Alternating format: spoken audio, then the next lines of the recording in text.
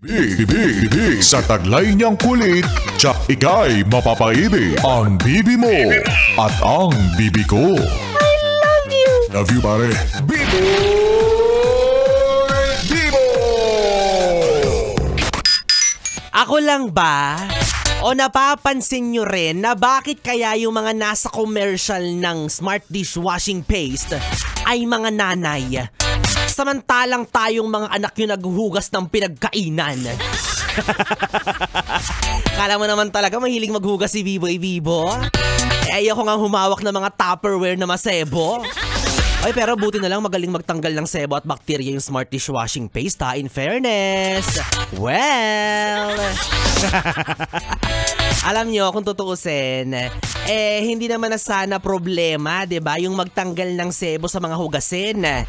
Kung rekta lang sanang itatapon yung mga disposable na Tupperware. Kaso, ewan ko ba sa nanay ko? Hindi ma-let go yung mga disposable na dapat naman nang itapon. Grabe yung attachment issues. O ikaw ba, yes friend? Masasabi mo rin ba na ganyan yung mama mo? Yung mama mo na hindi makabitaw sa mga Tupperware. Yung mama mo na hindi makabitaw sa mga payong na sira-sira na. Yung mama mo na hindi magawang itapon yung mga tsinelas na luray-luray na. Mama mo di makabitaw. Mama mo hirap mag-move on. Oo, pero sabi naman nila mga yes friend, no? Kapag dumating yung panahon kung saan nasa edad na nila tayo, matututunan din natin yung value ultimo na mga maliliit na bagay. Sa bagay nga naman, no?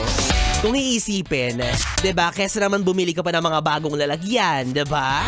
Syempre gamitin mo na lang or i-recycle mo na lang yung mga pwede pa namang gamitin.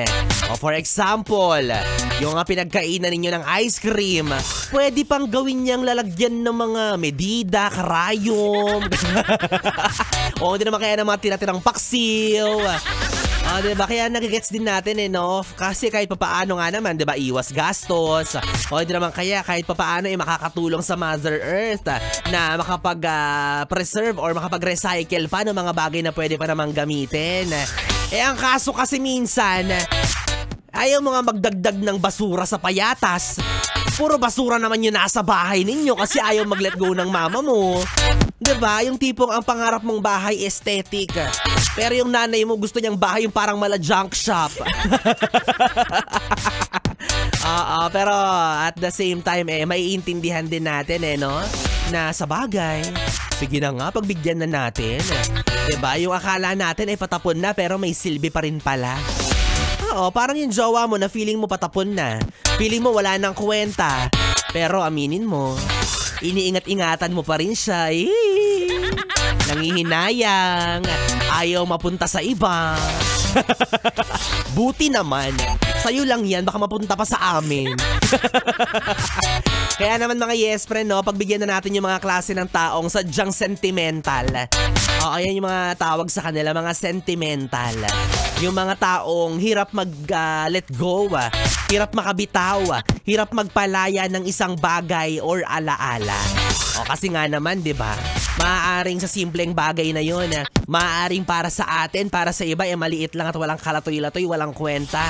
Pero ang hindi natin alam, para sa kanila, doon pala sila nakaramdam ng sobrang pagpapahalaga o hindi naman kaya labis na saya.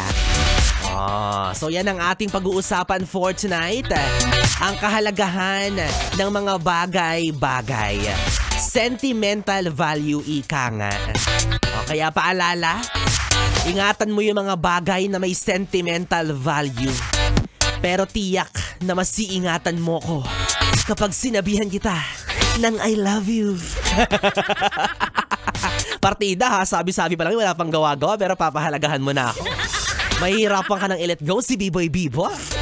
Kaya naman kung ako sa'yo, yes friend, samahan mo na ako dahil ngayong gabi, ako na ang iyong makakapiling hanggang mamayang alas 12 para sa ating BB Time. Yes friend, Biboy Bibo na ang iyong kapiling. Dito pa rin at dito ka lang sa 101.1 Yes FM Solid.